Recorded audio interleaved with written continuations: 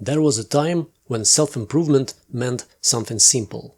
Reading a good book, learning patience, trying to become a little wiser than you were last year. Now it feels more like a full-time surveillance operation directed against yourself.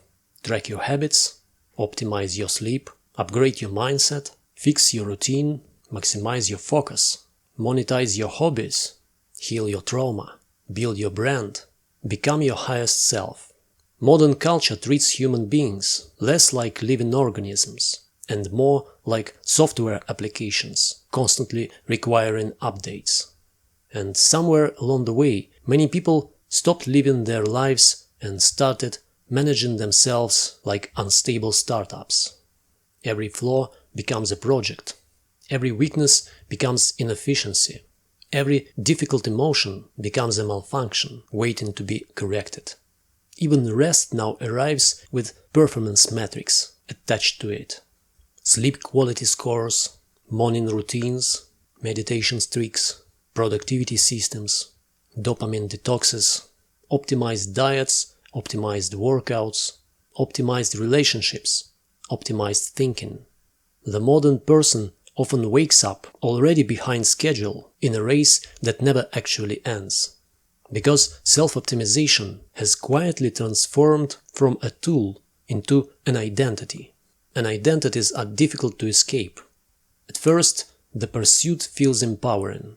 You start exercising more, reading more, becoming intentional, taking your future seriously. There is nothing inherently wrong with growth. The problem begins when improvement stops serving life and life starts serving improvement. That subtle reversal changes everything. You no longer exercise because movement feels good. You exercise because falling behind creates anxiety.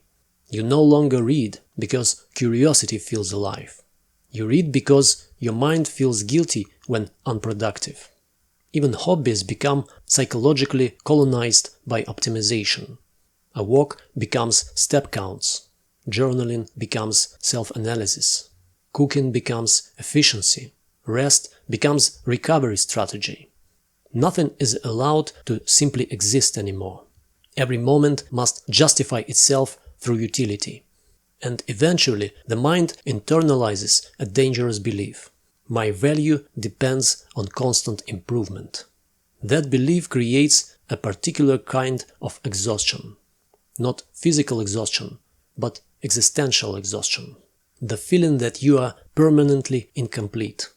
Always one habit away from becoming acceptable. One breakthrough away from peace. One transformation away from finally deserving rest. But the finish line keeps moving. Because modern self-optimization culture survives by manufacturing dissatisfaction. If people felt fundamentally whole already, entire industries would collapse overnight. So the message remains constant. You are not enough yet. Not disciplined enough, not healed enough, not successful enough, not productive enough, not mindful enough, not attractive enough. Not emotionally evolved enough. There is always another layer to fix, another hidden flaw, another morning routine, another framework, another version of yourself waiting somewhere in the future like a promised land. And perhaps this is why so many people feel anxious even while doing everything right. They are trapped inside endless self-monitoring, constantly evaluating themselves against idealized versions constructed by algorithms, influencers, productivity culture, and psychological language stripped of humanity. Modern life has created a strange phenomenon where people experience themselves primarily as ongoing projects, not as human beings. And projects are never finished. That's the tragedy. The optimization mindset often prevents people from experiencing the very life they are trying to improve. You can see this everywhere now. People listening to podcasts during walks because silence feels unproductive. People turning relaxation into biohacking. People documenting healing journeys so obsessively that healing itself becomes performance. Even spirituality is often repackaged as self-enhancement, meditation for productivity, mindfulness for efficiency, journaling for optimization, stoicism for competitive advantage. Ancient practices once connected to meaning and inner life become folded into performance culture. Everything must produce measurable outcomes. But some of the most important human experiences are not measurable. Presence, wonder, friendship, grief, love, silence. You cannot optimize your way into a meaningful existence. And yet, modern culture keeps trying. Partly because optimization creates the illusion of control. If every aspect of life can be tracked, analyzed, and improved, then maybe uncertainty can finally be defeated. Maybe pain can be eliminated. Maybe failure can be avoided. Maybe vulnerability can be managed. But human beings are not machines. We are contradictory creatures. Emotional, unpredictable, seasonal. Sometimes energetic, sometimes lost, sometimes deeply inspired for no logical reason, sometimes exhausted despite doing everything correctly. Real life refuses total optimization, and this refusal frustrates modern culture enormously. Because ambiguity does not sell well. Clean systems sell well. Life hacks sell well. 10-step transformations sell well. But reality is messy. Growth is rarely linear. Healing is rarely efficient. Self-knowledge often arrives slowly and indirectly. Sometimes through heartbreak, sometimes through failure, sometimes through long periods where nothing seems to improve at all. The optimization mindset struggles to tolerate these realities because it treats all stagnation as pathology. But not every quiet season is failure. Not every unproductive moment is wasted. A forest appears inactive during winter. Beneath the surface, necessary processes continue invisibly. Human beings are not so different. Some transformations cannot be accelerated. Some insights only emerge after stillness. Some forms of wisdom require boredom. Some emotional truths only surface when distraction disappears. But optimization culture fears stillness, because stillness cannot be easily monetized. Stillness interrupts striving, and striving fuels entire economies. This creates a peculiar psychological atmosphere where people feel guilty simply for existing without improvement goals attached. You should always be learning, always building, always growing, always maximizing your potential. Even rest is expected to serve future productivity. The modern person often treats themselves like an investment portfolio under constant evaluation. And eventually this mindset begins eroding self-worth itself. Because if your value depends entirely on performance, what happens when performance collapses? What happens when you burn out, when grief arrives, when illness interrupts momentum, when motivation disappears, when life becomes too heavy to optimize elegantly? Many people discover in those moments that they never learned how to value themselves outside achievement. They became emotionally dependent on self-improvement.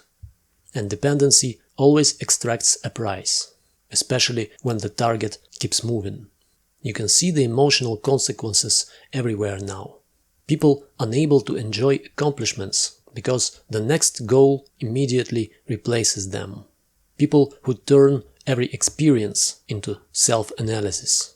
People who cannot relax without feeling vaguely guilty. People obsessed with becoming better while quietly losing the ability to feel alive. Because optimization often keeps consciousness trapped in the future. Who you could become, who you should become, who you might become if you finally perfected yourself. But life only happens in the present, and the person permanently focused on self-improvement can accidentally become absent from their own existence, always preparing to live, rarely living. This is why some of the most peaceful people you meet are not necessarily most optimized. They may actually appear inefficient by modern standards. They rest without guilt, move slowly sometimes, leave messages unanswered for a while, enjoy things without turning them into productivity tools. They understand something modern culture often forgets. A meaningful life and an optimized life are not always the same thing. Optimization seeks maximum output. Meaning often emerges through depth, presence, relationship, and attention. Those things cannot be always accelerated. A conversation stretched late into the night is inefficient. Cooking slowly is inefficient. Watching rain through a window is inefficient. Falling in love is wildly inefficient. And yet, these experiences often become the texture that makes life feel worth inhabiting. Optimization culture struggles with texture. It prefers measurable outcomes. But not everything valuable can be quantified. How do you measure inner peace? How do you quantify emotional connection? How do you optimize awe? Some things disappear the moment you try to convert them into performance. And perhaps nowhere is this more visible than in the way modern culture approaches healing. Healing has increasingly become aestheticized. People speak about emotional growth using therapeutic vocabulary, almost like branding language. Trauma, triggers, boundaries, attachment styles, shadow work. Some of these concepts are genuinely useful. But there's a strange danger when psychological insight becomes identity performance. People begin curating healing instead of experiencing it, displaying self-awareness instead of embodying change. Because modern culture rewards the appearance of transformation almost as much as transformation itself, sometimes more.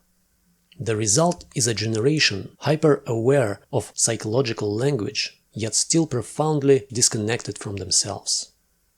Analysis replaces embodiment. Self-observation replaces presence. People know how to describe their patterns, but remain trapped inside them. Because intellectual understanding alone rarely transforms a human life.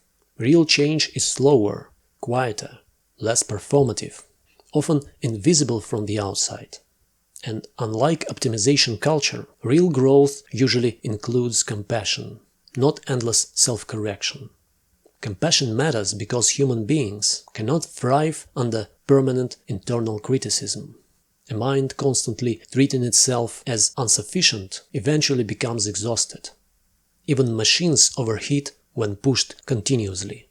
The soul does too. Perhaps this is why so many people fantasize now about simpler forms of living. Not necessarily escaping society, just escaping constant self-management. Wanting to wake up without immediately evaluating themselves. Wanting to experience a day without optimization pressure humming in the background. Wanting to enjoy a hobby badly, to walk without trekking, to read slowly, to exist without turning existence into strategy. These desires are not laziness. They may actually be signs of psychological hunger, a craving for direct experience untouched by performance metrics. Because underneath all the optimization, many people are simply tired. Tired of monitoring themselves, tired of fixing themselves, tired of treating life like an endless improvement cycle. And perhaps the deepest irony is this. The people most obsessed with becoming better are often the ones least able to feel okay as they already are. So the search continues endlessly. Another system, another method, another breakthrough. But peace rarely arrives through perpetual self-repair.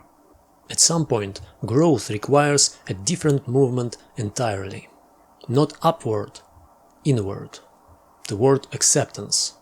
Not passive resignation, not abandoning ambition, just releasing the belief that your worth depends on continuous optimization. Because human value is not earned exclusively through productivity. A person does not become more real because they wake up at 5 a.m. or meditate perfectly, or maintain flawless habits, or maximize efficiency. You are not software awaiting updates. You are a living creature, and living creatures require rest, messiness, play, reflection, imperfection. Forests are not optimized. Oceans are not optimized. Human beings probably were never meant to be either. There is wisdom in effort.